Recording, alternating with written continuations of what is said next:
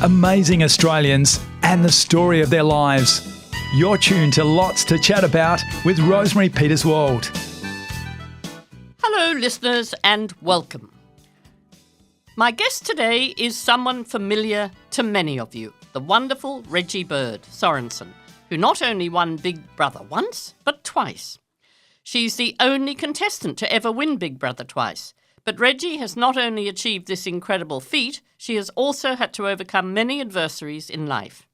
She was diagnosed with a degenerative eye disease called retinitis pigmentosa, making her legally blind, and her son was born with cystic fibrosis. But it takes a lot more than that to keep Reggie down. For recently, she has spent time in the African jungle as a contestant in I'm a Celebrity, Get Me Out of Here. And here she is on the phone today to tell us all about that. Welcome, Reggie. Hello, how are you? Very, very well. Thank you. And as I said, since we last spoke to you, you were selected to enter the depths of the African jungle, obviously amongst snakes, spiders and other terrifying creatures, I would imagine, for I'm a Celebrity, Get Me Out of Here. So do tell us how that happened. How did you find out? And were you surprised when you were approached to go on it? Yes, I've always been a massive fan of the show, and I've always wanted to go on the show, but I was always heard on the grapevine like they won't put anyone from Big Brother on the show, so I thought I'll never get a chance to do it. And then I think it was around September, October last year when I got someone contacted me and asked if I'd be interested in going on the show, and of course I jumped at the chance to do it, as I said, because I've always been a massive fan, so that's how that all went about, and had to keep it secret until I flew out in January this year to the South African jungle in the Kruger National Park to film the show. Right, so it was in the Kruger National Park? Yes. Yes. Yeah. Now, Paul, who is our producer, as our listeners know, although he is sight impaired, he's a wonderful fan of yours, Reggie, and watched the show right through, didn't you, Paul? I certainly did, Rosemary. It was awesome to watch you guys in there. It sounds absolutely. There were some, incredible. There was a number of well-known faces, of course, in the jungle with you: Dave Hughes, Geraldine Hickey, Harrison Reid, Matty Johnson, Max Bellegade, Nikki Buckley, and Sam Thaiday. I'm not sure how. Yes, Thaiday. Thaiday, I beg your pardon. Yeah. Did you bond, Reggie, with anybody in particular there, or tell us a little bit about the rest of the contestants? Yeah, so they were all like a really great bunch of people, really, really great to get along with. And I guess the person who I bonded with the best in there probably would have been Dave Hughes, and Maddie J. I got along really, really well with them. And Max, I loved Max. But then again, I love Nikki Buckley and Sigrid Thornton. Yes, because she got dropped in, didn't she, as a surprise? Yes, yeah. So she was absolutely lovely, lovely lady. She's certainly well known. Yes, and since leaving the jungle, I guess I've probably stayed in touch mostly with Maddie J and Dave Hughes. Oh, that's lovely. Yeah. So, Reggie, when you arrived in Africa, had you been to Africa before? No, I've never been before, so I was really excited to go over to South Africa, and it was just an amazing place. I wish I could have stayed longer after the show finished to have a good look around, but by then I was ready to come home. After what you went through, I can imagine that you were. But you flew into South Africa, and did you stay a little bit somewhere before you actually started the show? Yeah, yes. So, I'm trying to think. What did I do? We were in lockdown. Well, they call it lockdown. It's like Big Brother. You get locked down for a bit before you go into the show. And I stayed in this reserve. I can't remember what the name of it was called. And you had a chaperone looking after you. And the lady that I had, she was lovely, and one day there she took me on a drive just around the estate where we were staying, and And I got to see so many animals on the drive, like a zebra and giraffes and warthogs, and it was amazing. It's a wonderful part of the world, and as you say, yes, the animals and the wildlife is just incredible. Now, Paul, you watched right from the very beginning, didn't you? Or followed it, I should say, from the very beginning. I certainly did, and there was some very interesting conversations you guys had around the campfire, I must say. Yeah. Oh gosh, a lot of the people had a lot of good stories to tell for sure. It's a really bonding experience, isn't it? Because you're there, right out there in the wilderness virtually, and people open up, don't they? Oh, yeah, totally, Rosemary. Like, it was very different. Like, it was similar to Big Brother, like you're in that experiment of, living with people. But this time round, everyone was there to help each other. So, like, with Big Brother, it's a competition, and you've got to try and outsmart everyone, to win the thing. But with I'm a Celebrity, like, everyone is there to help each other, and that's what I absolutely loved about the show. It was like you had to go off and do these trials and try and win the stars to get food for camp. So it was just awesome. It would have been. Tell us a little bit about the camp layout and, what it was like for sort of accessibility, particularly for you, Reggie, because as our listeners know, you are very much sight impaired. Yes, because I was sort of, before going there, I was a bit concerned about my eyesight and how I would cope, but, I thought, no, I've got to give this a go, and they gave me a torch to use at night time because I told them because I can't see in the dark at all, and I was allowed to, have a torch to wander out to the toilets, and they used to have lights on near the toilets there. Like a path, they'd have all these lanterns lit up so you could see where you were going. But everyone in the camp helped me. When we used to go out to there was a waterfall we used to walk out to go for a swim. Right. And that was a hard trek, so there was no way I could have done that on my own at all, because there was lots of hills and trees and shrubs and rocks to climb over, and everyone would give me a helping hand. Sam Thaiday, he helped me a lot. And then Maddie, he helped me a lot as well, guiding me and they would hold my hand the whole way through and tell me where things were and when to climb over a rock or when there was a tree sticking out, all that kind of stuff, yeah.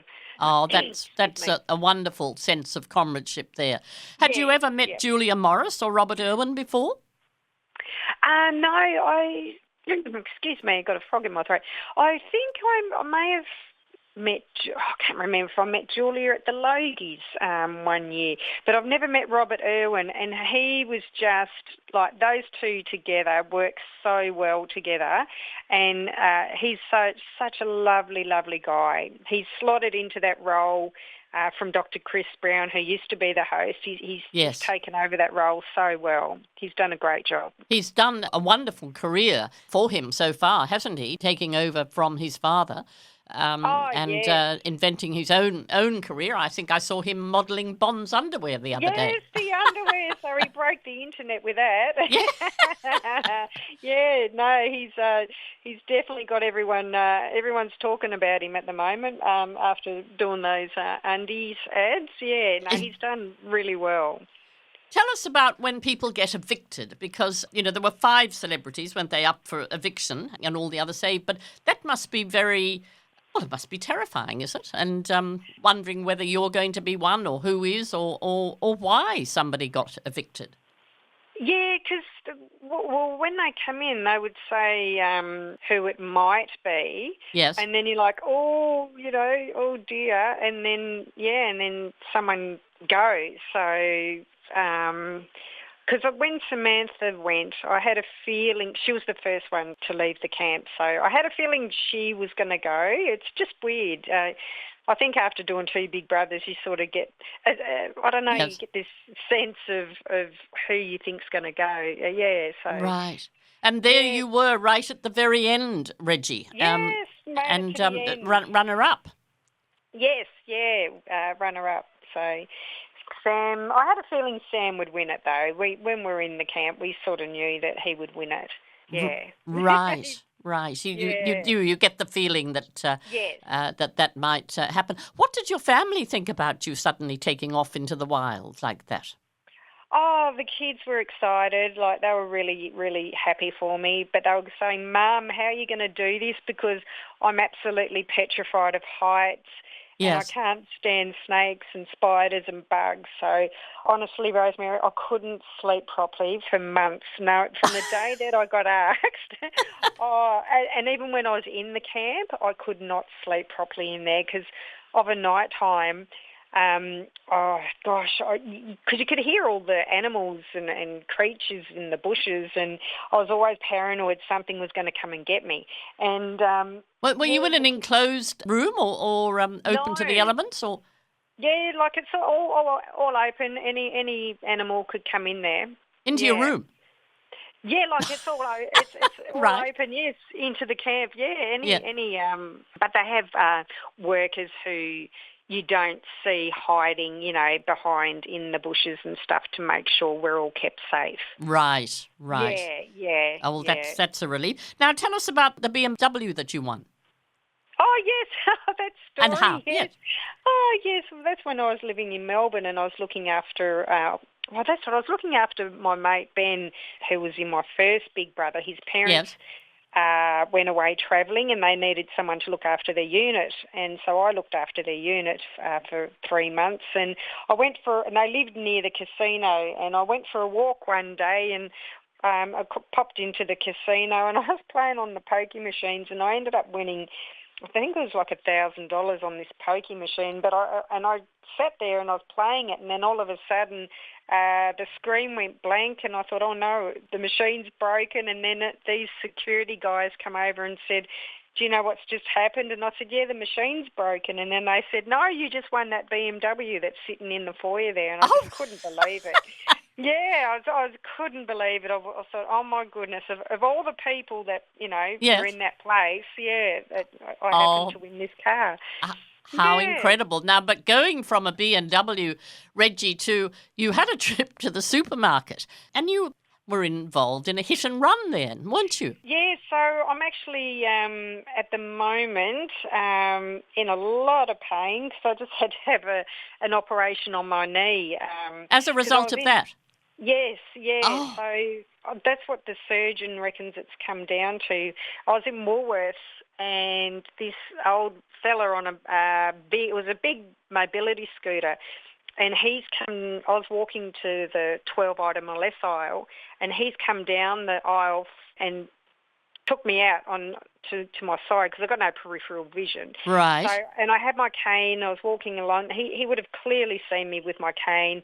He's ran me down, and then he reversed back and ran over me again while I was laying on the ground. Oh, and then Reggie. he was abusing me, going, he's going, you're as blind as I am. And I'm like, what has just happened? It all happened so fast. Right. And when I was laying on the ground, and I looked up, and all these people are just staring at me, and then one lady, she came and helped me and picked me up off the ground. So at the moment I've got I had 2 weeks ago I had an operation on my knee, so because the chondral flap underneath the kneecap detached, Right. and they've had to go in and shave off the 40% of the flap underneath the kneecap. And the surgeon said to me after the operation, when he said, did you have a accident or Yes. trauma? And I said, well, I got mowed down by a mobility scooter, and he reckons it's from that. So, Right. Do you have any comeback? No. Right. And I've also, at the moment, I've now got a DVT in my leg, a deep vein thrombosis after the operation. So, Reggie, I saw that on Facebook that you've got a DVT. They're obviously treating that at the moment. Yeah, I've just got to take blood thinners for the next 6 months. So I'm back at the hospital tomorrow to go and have a checkup. Yeah. Gosh, it sounds as though it was harder than being in the jungle.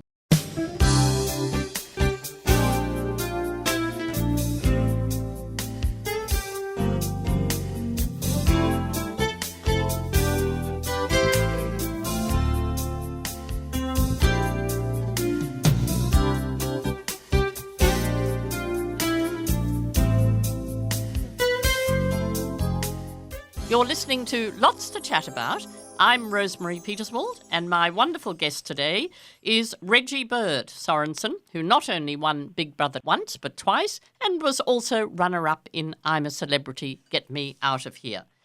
Now, Reggie, when we last spoke to you, I think you said you had to move house. You were looking for somewhere else. Did that eventuate, Reggie? Yes, look, it was all so stressful, and it was last minute when I ended up finding another unit in the complex where I live. Right. I didn't even see the unit. When it popped up, the management sent me a message and they said, Reggie, there's a unit that's popped up. And I said, look, I'll just take it, right, because I was so desperate to try and find somewhere to live. Yes. Yeah, so it's always nerve-wracking every time, the lease, when it's time for the renewal of the lease, because you never know whether they're going to renew it or...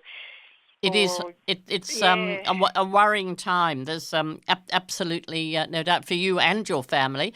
But going back to your family and the jungle, they flew in for that last night, did they? And I watched that, and the look on your face was just incredible. Yes, because I didn't...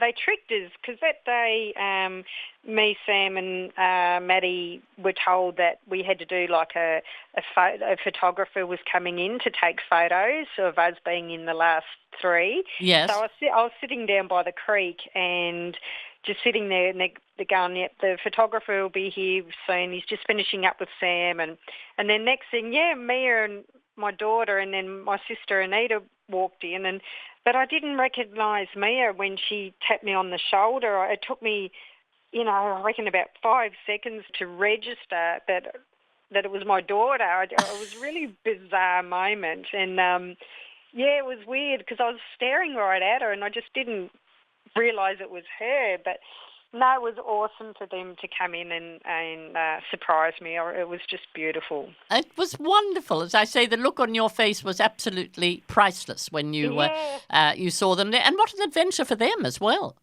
Oh, they loved it, absolutely loved it. They went on a safari. They did a couple of safari tours and seen all the lions and elephants and all that kind of thing. So, no, they really, really, really enjoyed it heaps, yeah. It was an amazing experience. It would be. And now your son, who, as we know from our last interview with you and people do know, is suffered from cystic fibrosis, but he looks very well at the moment, Reggie. Yeah, no, he's going really good at the moment. Touch wood, he hasn't been in the hospital since... he had a stint last year, yes, which was the first time in 4 years, which was really good. But no, he's going really well at the moment. So, you do get a bit anxious coming into the cooler months that's going to be coming up because there's a lot of germs about, but... Yeah, no, he seems to be on top of the CF at the moment, which is really, really good. Oh, that's wonderful. And your daughter turned 18 and you had a birthday celebration for her?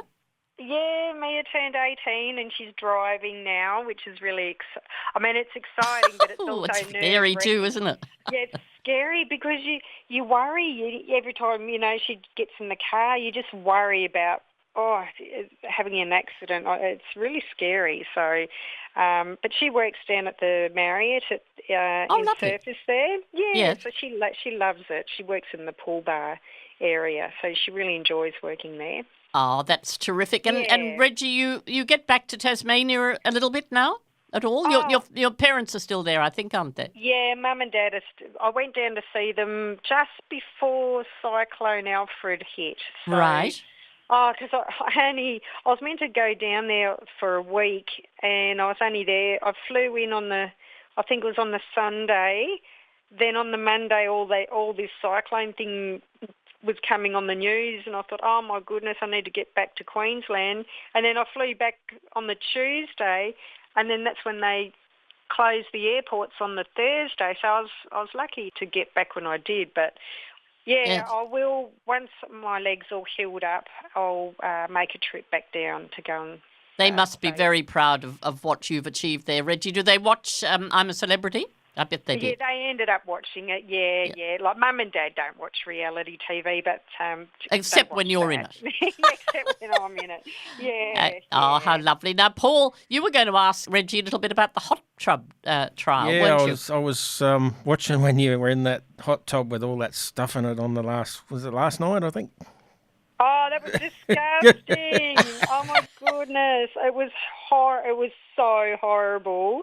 Yeah, it was. I think they ended up pouring fish guts all over my head, and kale. Yeah, kale with it was, and Sam had, I think, rotten eggs on him, and it was just awful. It was so disgusting, and we stunk so bad. Like, I washed my hair, I think, twice, and I just could not get that smell out of my hair. It was just It just terrible. stayed and stayed.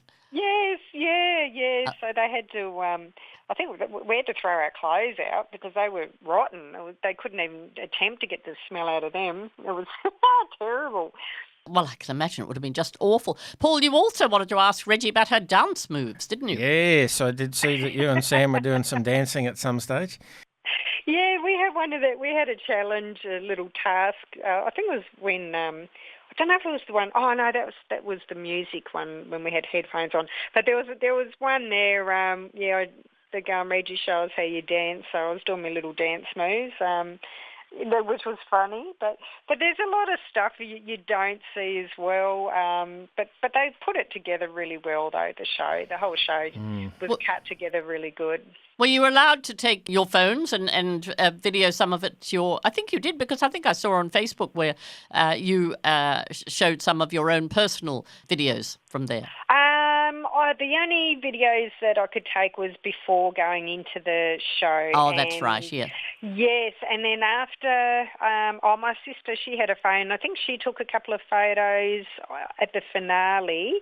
I didn't get my phone back until, I think, that night or that night, I think it was. Right. Yeah, so you're not allowed to have a phone in there. No. Fair enough. And Paul, you also wanted to ask Reggie, I think, about what happens if there's no trial, isn't that it? Yeah, I was looking at because you get your trials and where you get your 1 star, 2 star, 3 stars, but I assume they're not every day. So no, there was 2. I think it was on Friday. So there was 2 days, Fridays and Saturdays. There were no trials. We used to call them the dark days because you're sitting in camp and you're bored, so bored.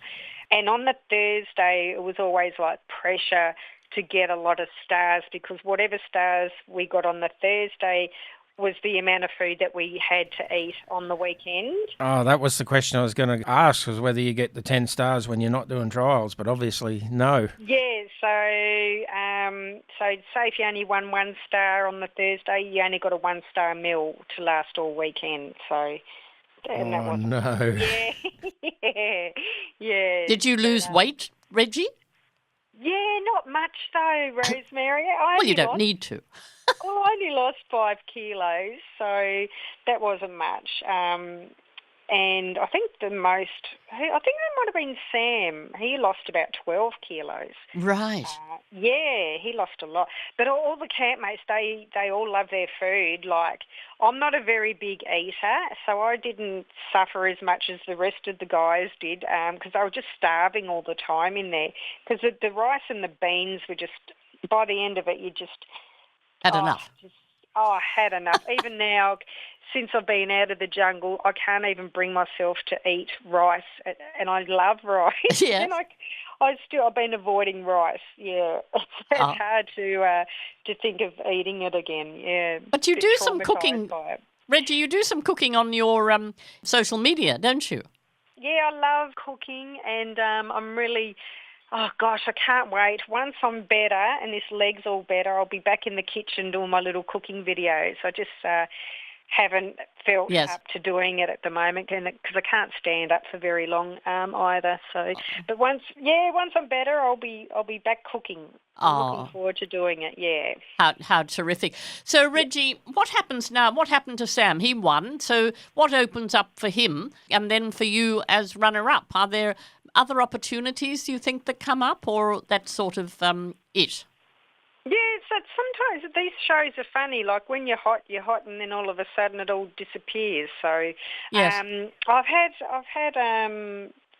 some talks with the guide dogs, Right. Queensland. With them, I've got to go and see them again, maybe for some work opportunities there.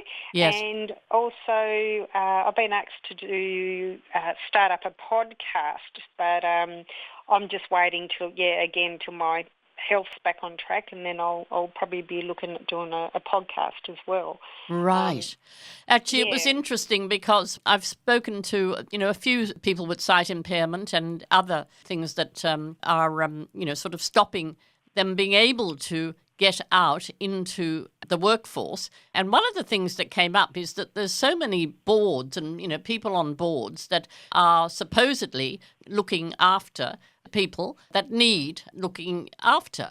But there aren't any that are actually on the board, people like you, Reggie, that are actually on boards, that know what it's like to live with an impairment. Oh, yeah. Look, that's even like with the NDIS. Like, I feel like with the NDIS, there should be more people who have a disability Yes. working for the NDIS. So, because they've got a total, understanding of what it's like and what people's Exactly. needs are. Yes. I think there should be more people with disabilities working. I think that's your feeling too, helping. Paul, isn't it? It certainly is. Because you get a lot of people who just sit there, in their offices and, tick off their boxes and they don't have a clue. So Yes, you really do need somebody who's got a disability to know what it is like to live with a disability, don't you? yes, you sure do. Yeah, there should be more people who do have a disability working in these areas. Yeah. Hopefully, Reggie, that might improve over time, but we shall wait and see. But Yeah. Reggie, look, time sadly is running out for us now, but it's been wonderful to chat to you. And gosh, I hope we can do it again before too long, but Yes. you are an inspiration. Oh, thank you. Thank you so much for having me. It's always a pleasure talking to you. It's really, really lovely. And as I say, you are an absolute inspiration, not just to our listeners, but to everyone. So we wish you all the very best in the future, no matter what that may hold. And Thank you. thank you, Reggie Bird, well-known TV personality who's overcome so much as a sight-impaired person and winner of Big Brother twice and runner-up in I'm a Celebrity, Get Me Out of Here. Thank you for being my guest. And this program was recorded you in the so studios of 4RPH, Reading Radio Brisbane, for syndication around Australia. Thank you, Reggie. Thank you so much. You take care. Great friends and great chats. That was another Lots to Chat About with Rosemary Peterswald. Stay tuned next week for another amazing chat.